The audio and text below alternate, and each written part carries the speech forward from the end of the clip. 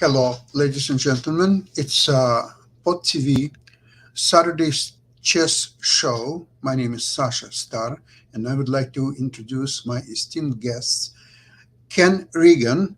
Professor, thank you so much for participation. Welcome to the show.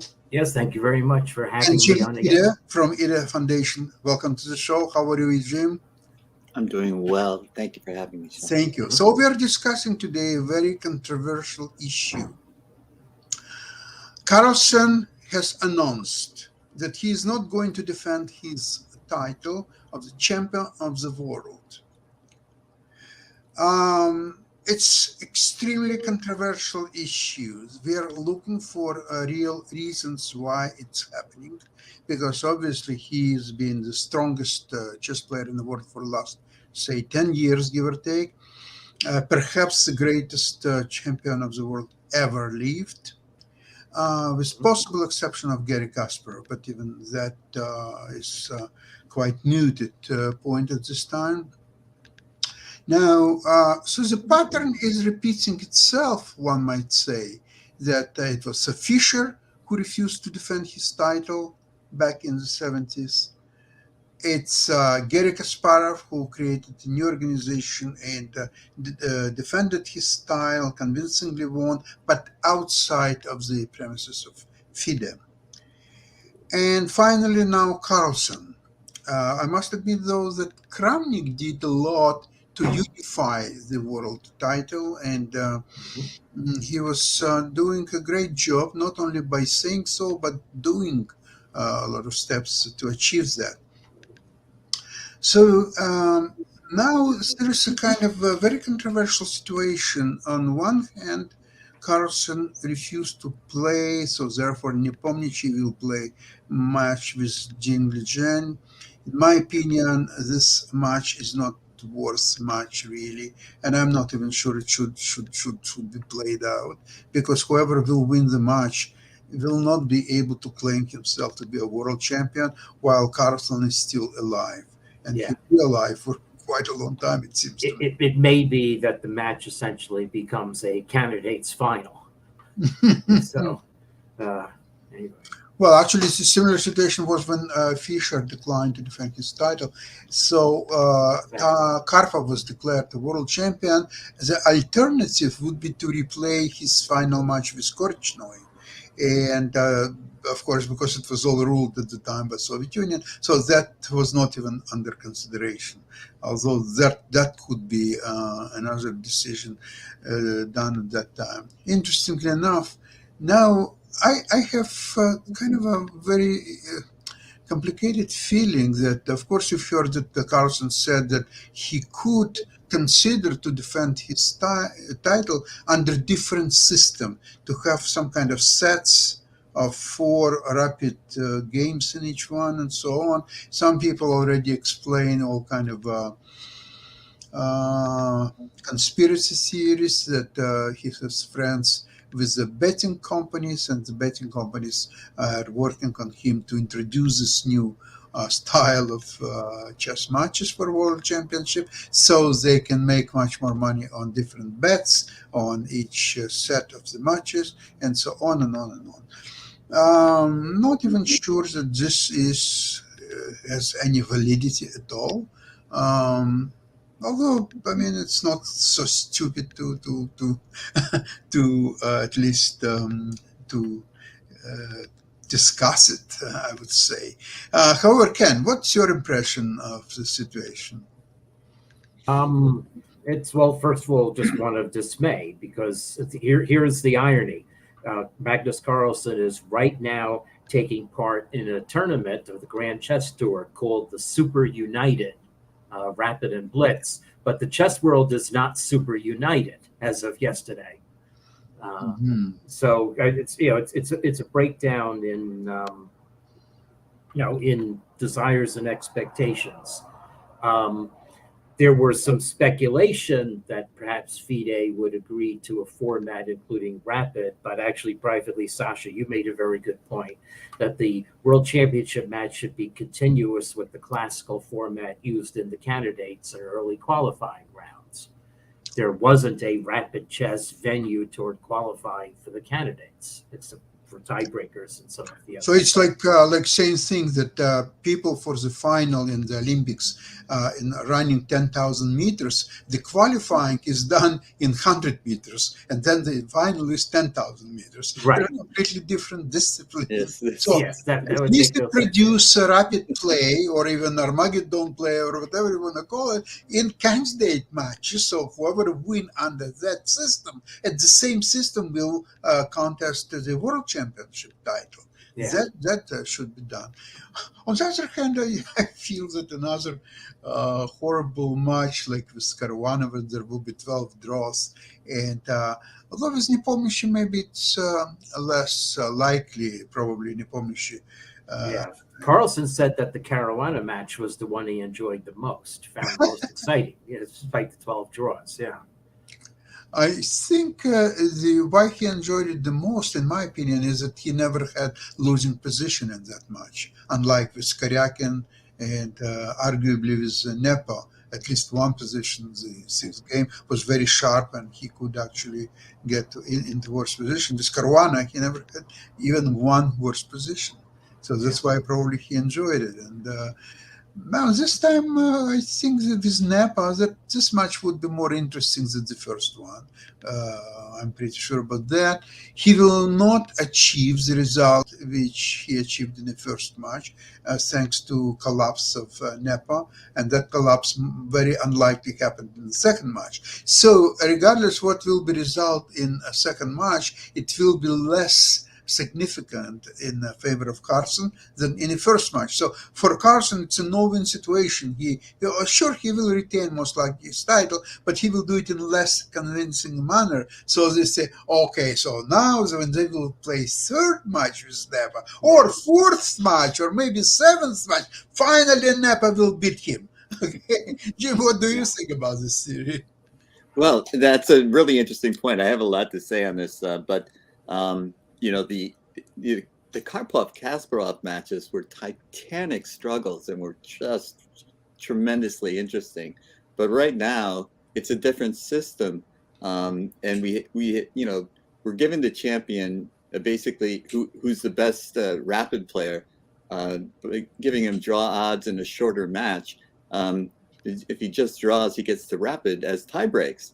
And so, it's in Carlsen's best interest to draw the games and then establish his dominance in the rapids. And so he's telling FIDE, hey, man, I can do this until the cows come home, or we can try and change the match format. And but I do hear and strongly believe that the classical chess has to be played in order to determine the classical world champion. But my question is how long has Carlsen been world champion, and how many title matches has he had to play? It's an extraordinary number of matches in a very short period of time. And I think one factor is, the coronavirus pushed back the 2020 match to 2021. So now we have a match in 2022 coming right on its heels. Yeah. And it might have been a good idea to ease that. It was early 2023? 2023, yes. Oh, okay. But still, the point is that it's a series of matches in a short period of time. Mm-hmm. And how much are we going to ask the world champion to do? It's no longer every 3 years, which gives him a time to take a break from chess. And so he has to constantly stay in a preparation mode to retain his world championship title. And he's just telling the world, hey, I don't want to stay in preparation mode constantly. And under the current circumstances, that's pretty much what he's had to do for 8 years. Jim, I think this is what I would reply. If you remember matches as you do, Kasparov-Karpov, they were held much more often than this last few matches that Carlsen was playing once every 2 or once even 3 years. They were playing almost every year, 84, 85, 86, 87, uninterrupted, and then 1990. Right. And there were 24 matches, except the first one was 48 games. Yeah, that's when the champion had the rematch clause, yes. And also, it was abandoned. It was forfeited the first match, which was obviously Karpov was on the verge of physical collapse, and so FIDE stepped in and said, "Okay, we're going to abort it." So it didn't finish, and so then they rescheduled the match, and that made it that was shorter than the normal 24 time frame. games. 24. It's twice as long as what Carlson played against Caruana. Yeah. And this is a major problem with these matches of 12 or even 14 games. When in 24 games you can lose a game or even 2 games, and Yeah. Smyslov was Like Fischer. down 3-0 with Botvinnik, and yet he could then reestablish himself and get the second win. And in this 12 games matches, remember when Karyakin beat him, the odds were that that's the end of the match, that Karyakin will just continue with a few more draws, and that will be the end, and Carlson could really lose his title. It's a miracle that he didn't lose to Karyakin, by the way. Yeah. Not that Karyakin is a better player, not at all, but it just happened that he won, I think, 8th game, and there were another 4 more games, so he could definitely lose the match. Well, we Now, can argue match format, but that's not the point. The point is that Carlson doesn't owe the chess world anything. He has played a number of world championship matches in a very short period of time. And if he thinks I've had enough of this, that's his call. It's not the chess world that should put demands on him. No, but I agree with you. It's his right to defend his title, not an obligation. I don't Right. believe what kind of obligation. So if he's not going to defend his title, he's going to be $5 million or so. What's the penalty for not defending the title? There is no such thing. Yeah. The only thing is that he's just losing his title, Right. and And he's willing to do that. So that's the consequences. And all the chess world that's saying he owes us that he must defend. I just don't think that's a reasonable expectation to have. I think if Carlson would play matches in the times of Botvinnik, Fischer, even Kasparov and Karpov, he would defend his title, because at that time the computerized preparation was not existed at all, or just started in times of Kasparov, and now there is essentially, in the classical chess at least, there is no really play. It's all computerized preparations. So they're banging first 12, 18, 24 moves or whatever. So Carlson, you see, he doesn't mind to work at the board. That's why he's doing so well in rapid and blitz games. He's just a fantastic strength player. Right. But to walk into preparations, that's completely different stories. This is why he is trying either to change the system, if possible. That's why he's trying to do any changes whatsoever, as to get a really make it just a game like it used to be for the last 500 years, not this computerized bloody preparation where he's now competing against younger and younger players who will have probably better memory, and at some point they will start outplaying him. I totally agree with you, Sasha. And so what we might be facing is that the classical world championship title is less and less important, less and less relevant. And what Carlson is saying is, let's emphasize the sporting aspect of this and make this down to your talent rather than your preparation. And let's make that, see if that's more exciting and attracts more sponsorship. You might be onto something. And I think it's in FIDE's best interest to listen to this because that might be the way of the future. Now, I would sponsorship for this secondary match. Not meaningful sponsorship. Yeah. Ken, what do you tell us? I see 2 different issues. One is to take the preparation. I don't know if I don't. Let me share my screen. So I have something which maybe I haven't shown you before. And there have been lots of efforts to play Fischer random chess to get rid of the preparation, but Fischer random chess has some of its own issues. So I propose what is basically Fischer non-random chess, taking idea that originally goes back to Bronstein, but I'll amalgamate it with Fischer's rules. And Banco play too. And this is allowing the players to place their pieces one at a time, non-symmetrically, subject to bishops being on different colors and the king being between the rooks, as in chess 960. And so then play, it's not random. The opening phase of that game actually favors black because black commits last. So that equalizes white and black a little bit. Wow. So there's that. So that's, so Fischer non-random chess, you could call it. Now with rapid, I don't know if rapid really makes preparation more or less important. But I want to draw attention to one aspect of rapid. It does devalue the quality by a measurable amount. So this is my rating time curve. I think I have shown this on the chess show before. Mm-hmm. There's technical things going on. The orange curve is a mathematical technique called Aiken extrapolation. The red curves are logistic approximations and the fact is they approach the orange curve based on successively lower values for the ratings of suicide chess. Mm-hmm. Now, the 0 point of this is having 165 minutes to reach turn 60, including in the Bundesliga 15-minute increment that you get then. So it's midway between the FIDE time control and elite time control. This point, which is reliable, is the game 25 world rapid point. And I measured that as 240 ELO lower quality, even for and especially for elite players.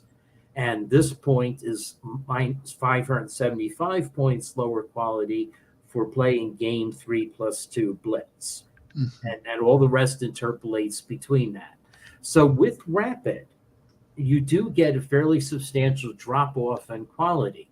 And my exhibit for an example, now you should be seeing Carlsen Topalov from yesterday's Super United tournament. At this point in the game, Topalov had about 30 seconds left, and Kasparov, had 1 minute left. I mean, it's a little bit, it changes in a move or two. I think the printouts, I don't know if the printouts are the same as what the clock shows. But anyway, both players basically down to a minute. It's a rook ending, and black is winning. So white on move 60 lashes out for some counterplay. And black has 3 ways to keep a winning advantage. You can take this pawn, or you can even make stupid moves with your king, retreating the king. The one thing that does not keep the advantage is the move that Carlsen played, which is a seemingly natural move to block white's counterplay. But the flaw in this is that if you evaluate this strategically, what you see is the black king no longer has a hiding place, because its logical hiding place would be g4. But if you go there in response to a check from white's rook, white will play g6, threatening rook g5 checkmate. In other words, g4 is a false hiding square.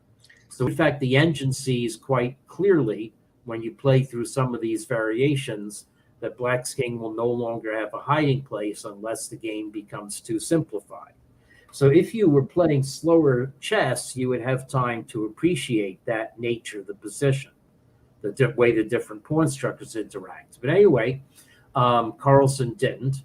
Now Carlsen tries to break up the position, and white actually plays the right move, keeping black's king at bay, and black's h-pawn may be a dead duck in some lines anyway. So Carlsen attacks with his king. And now, however, white plays a completely natural move that shockingly is losing. Okay, and I don't really understand why it's losing, but the point is that now black can play e5, breaking up the pawns in a position where the structure will favor black. Well, Carlsen didn't play e5, so now we get back to the previous situation. Carlsen tries something else, and now, here again, the players are down to a minute. I think these clock times are just shown from some other display. They were under half a minute at this point. White does the natural thing and grab the pawn, but actually to hold the draw, you have to play f5 check first. Okay, and let's see, after he takes f5, then simplify the position more. And now here you are playing a famous endgame with Yes. F and H pawns that every Russian school kid knows is a draw. So, but Topolov, again playing on increments, did not appreciate that, and so factually captured White's pawn. And now Black is not going to have F and H pawns. Black is going to have an E pawn, and Black is winning. Okay, and did Black convert the win smoothly from here on? The answer is yes. This is a winning position. It's E and H, not F and H pawns. So F and H pawns drawing is a basic fact that the players were not able to reflect on in that endgame. Well, Kent, I'd certainly grant you rapid play will diminish the accuracy of your moves. I think we all will admit that. But the question really comes down to, if you want the quality to be, the accuracy to be the criteria, then let Alpha Zero play. No, it's human accuracy. Yeah, that would be the incredibly accurate. But what we're looking for, what Carlsen, I think, is asking us to do, is to emphasize the sporting aspect of it. And so what you just showed is, is an example of, inaccurate play as part of the sporting competition. And inaccuracies at the world championship level, for chess fans like me, that's pretty exciting. It gives me hope. It's a completely different game. I agree. But this classical format has proven to be, unless the world champion, who's the clearly number one player, is involved, Kasparov, when he was world champion, Carlsen, when he's world champion, and there's diminished opportunity for sponsorship because the sponsorship for the Nepo Ding kind of matches is probably just not going to be there because everybody still knows Carlsen's number one. And Nepo definitely deserved to get his rematch because, he was dominant in the candidates tournament. But, this brings up the question of tournament play versus match play. The old system, you would win tournaments and qualify to be into matches. And then the matches determined who would challenge at the world championship. And it was always determined by matches. And this is now, the qualifier is determined by tournament play. Mm-hmm. Which is a different apple. So we have changed the format multiple times. And Carlsen's request to change the format again is not out of left field. Mm-hmm. It's not coming from nowhere. It's coming, and also, the frequency of play under these conditions of classical chess with all the preparation involved. It's just a lot to ask for any one individual to keep his level of interest and keep his need to play so accurately for so long. It's a lot to ask of anybody. 8 years might be as much as you can ask reasonably of anyone. To make chess their sole focus of their life for that long, I applaud Carlsen for saying, hey, it's not for me. Jim, I think it's a time for Nepa to shine. Number one, he can join Carlsen and also refuse to play for world championship. So now that will be a collapse of the world championship in chess and classical chess, as we know for sure. Now, secondly, Nepa could support Carlsen's plan of rapid chess. And I don't see why not, because Nepa is pretty strong in rapid chess just as well. And so that will be another very interesting. And if they will disagree with both of them, they will just find $10 million sponsorship money to play match under whatever rules they want to do. So this is the problem is that, of course, Nepa is not independent in his decisions. That's correct. Because if he were, that's what he should have done, and he would become one of the top chess personalities in the history of chess. Which is what Short did in '93. Yeah. Short became quite a character. He was independent. The only problem is that his score against Kasparov in that match reminds me of Nepa in his match with Carlsen. Yeah. Yes. They're very similar, if not the same. Just Short won one game, by the way, against Kasparov, if I remember correctly. And Nepa never won a single game against Carlsen. But Actually, the Fischer Spassky had about the same score, although in 24 games match. And remember that Fischer forfeited game number two. So whatever the final score is, it's actually another point in Yeah. the favor of Yeah. Fischer. If take Yeah. And most of the grandmasters I've spoken think that in the classical format, it's a minimum of 16 games, to give you a chance to come back if you do lose one. But And I still don't get the point. Why Karpov and Kasparov could play several 24 games matches almost every year? I think And they these were young players recognized. do not play more than 12 or 14 games match. Why? I think they really enjoyed playing each other. They were recognized as clearly the top two players in the world. They were. And I think they both have a sense of history. Kasparov certainly does, where they realize that they're playing each other like that was valuable. they played each other over 500 times, and the results between them is very narrow. So I think Kasparov still has claim to be number one, and I put Karpov number two with Carlsen with a bullet. I don't know where to put him yet, but Karpov is clearly dominant after Fischer refused to defend his title in match and tournament play. I mean, he was dominant. And then when Kasparov reached a certain age, and they just battled, and it was epic. It was great for chess. But I think they are more special than we give them credit. Is Nepo a Karpov? I don't think so. He hasn't shown it. Maybe he will be. I don't know. It is impressive the way he won the candidates, though. That's for sure. It is. He kept Much his more head. impressive than the first candidates Yeah. that he won 2 years ago. This one was a much better quality tournament, and his performance was flawless. Well, you can say that his opponents were making horrible mistakes, especially in the very first game, which was a very important game from psychological or any point of view, with Din Lejeune. And Ding played white pieces. It's kind of an inspiring play, then some few lousy moves here and there. And actually, Kramnik was very critical about many games of the tournament, and this one in particular. He was almost furious at Jin Lejeune way of playing. But, that whatever happens, and Nepomniachtchi definitely had a fantastic tournament. Funniest line I heard was Nakamura saying that if he had qualified, Carlsen certainly would have played, because he would not allow Nakamura. That would be $10 million tournament. Yeah. But I don't understand still how is it possible that Nakamura, having a sure draw in his last game against Din Lejeune, and he was clearing second place, he decided to avoid the draw and finally lost. Why did he do that? He said he went on tilt. Because he was psyched out by not exchanging rooks before turn 18, and then Ding Lejeune avoiding it at turn 19. I think some explanation could be that Nakamura calculated how many more views that game will get on his channel, and he decided that he will make so much money out of the few more moves that he decided go for draw.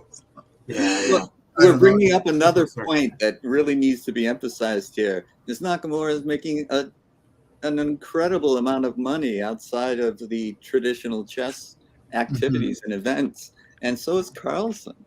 And so they no longer need to be successful in these events in the same way. And you did it in a joking way, Sasha, which amused me, but it's true. These guys have found a new way to make money playing chess, and even if it's just talking about playing chess.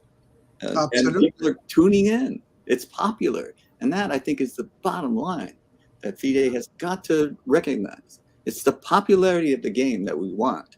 And what's popular is faster play.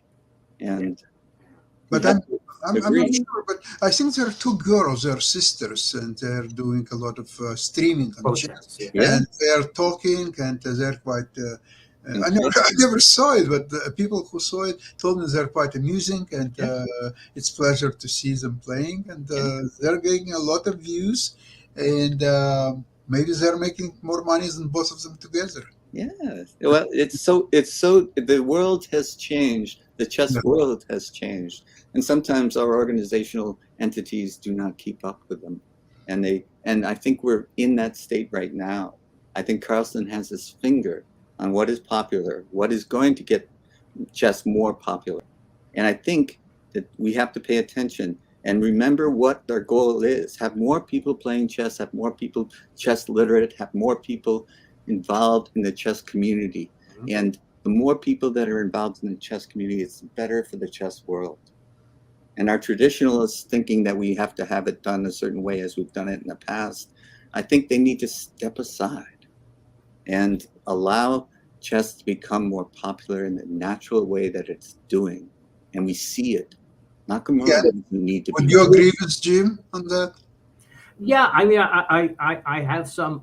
See, I've always made a distinction. Let me address the point Jim made about Alpha Zero and accuracy, just to show that I've addressed this.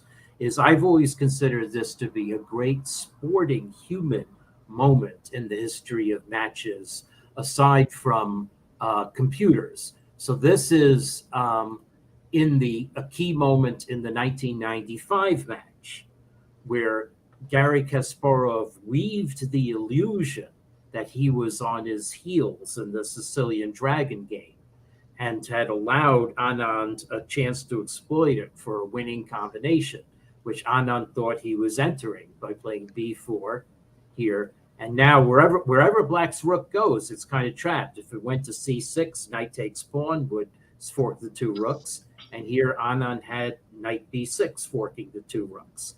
And the idea was that after this move, Black still has both of his rooks under attack. But what the trap that Kasparov had laid here is trivial for a computer to see, but it shatters the illusion. And Anand instantly resigned upon recognizing that after you take the rook, there's going to be rook b3 check and a devastating discovered check coming from the rook along the bishop. So, anyway, so I recognize that we're always going to have these human moments apart from computers. It's a question of finding the right medium line and being aware of what you do sacrifice when you go to the faster play. So it's a question of mistakes made in Allegro. What is our attitude toward them? I mean, there was the famous moment in the Carlsen Caruana playoff, or was it Karyakin, where White misstepped in an ending, or Black misstepped in an ending? I think it was Karyakin. Karyakin, okay, the first split, first rapid game. Mm-hmm. And that I would say is right on the bubble of something that where the rapid play enhances the fact that Black misstepped in this endgame. So it's a value really judgment. good point, Ken. Really good point. There is a happy medium somewhere, maybe. But I'm the type of fan. I watched Kasparov-Karpov games, and they were live at the time, but you had to pay like $1 a minute to watch it, and I paid $1 a minute to watch it. There just aren't that many people that are chess fans like I am. Yeah. And they're not going to pay to watch that kind of stuff, and they tune in when it's rapid play because they don't want to sit there. When it's one game, you're right. It's very slow. Yes. Yeah, it's too slow for most people. So if we want to involve more people, then we have to, and maybe we err on the side of inaccuracies in order to gain that population, and then that once we gain them, then their literacy will increase, and then we can slow it down. But the idea of not making the game popular rubs me the wrong way. Make it as popular as possible should be our number one goal. I think, Jim, I think you got one point very interesting. Are we trying to get to the model of, say, absolute chess where all the moves of White and Black are the best ever moves made? Then you don't need Carlsen and Nepa. You need AlphaZero and a few other engines who can do exactly that. So we are still, for human beings, create a reasonably well played game, of course, free of mistakes, if possible. So that's not possible. Now, consider other sports like hockey or even soccer, European soccer. If you remember, matches of Maradona, for example, Yes. especially against UK, when he scored two Oh, yeah. fantastic goals. One was Hand up of to God. God, and another one was just one of his incredible goals, which Messi repeats some of them later on. Yeah.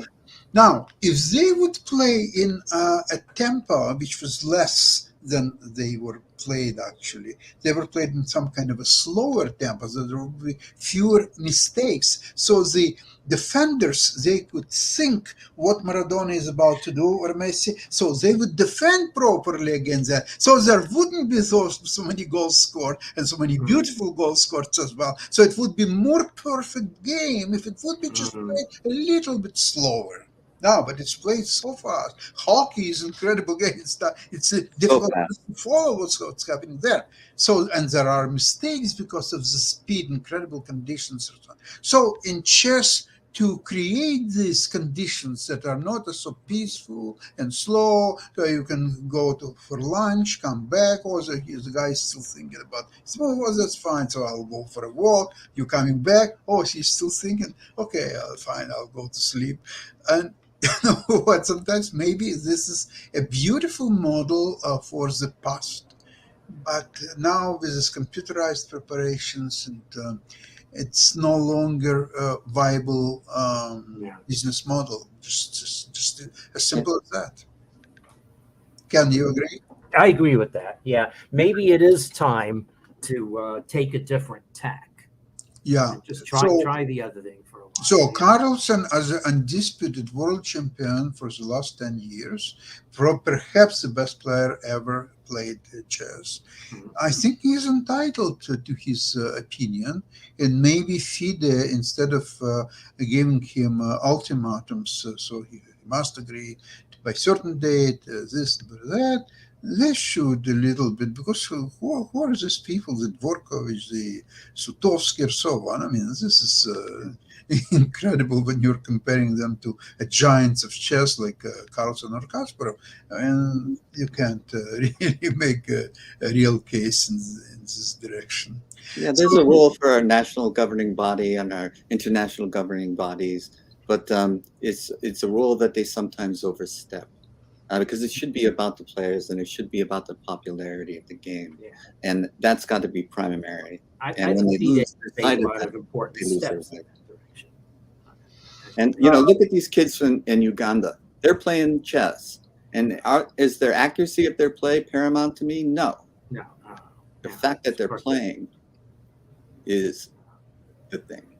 it seems to me that, Ken, maybe you can confirm, but what I've heard in the last couple of days is that, uh, okay, he really didn't have to comply with this deadline of 20th of July. Well, he did it anyway, just to announce where he is. So, but the real situation is that there will be an election in FIDE during the Olympiad, and I think the whatever the body will be elected, probably they will be in a better position to conduct further talks with Carlson. Do you think so? Well, yeah, I think it'll be interesting to see if Anand, if Dvorkovich and Anand are elected, re-elected Mhm. in Arkady Dvorkovich's case. Will Anand enter into direct negotiations? He certainly has the stature to do so. Yes.